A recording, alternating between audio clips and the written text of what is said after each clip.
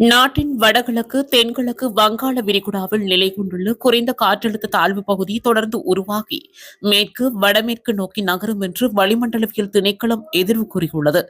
இந்த குறைந்த காற்றழுத்த தாழ்வு பகுதி இன்று தென்கிழக்கு மற்றும் அருகில் உள்ள மத்திய வங்காள விரிகுடாவில் நகர்ந்து காற்றழுத்த தாழ்வு பகுதியாக உருவாகும் என்றும் வளிமண்டலவியல் திணைக்களம் தெரிவித்துள்ளது.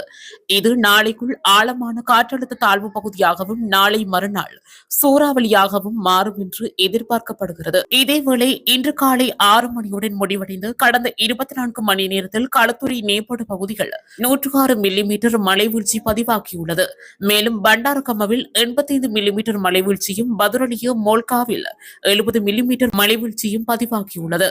இதேவேளை இந்தியாவின் தமிழ்நாட்டில் வடகிழக்கு பருவமழை தீவிரம் அடைந்ததை அடுத்து பல்வேறு மாவட்டங்களில் கனமழை பெய்து வருகிறது.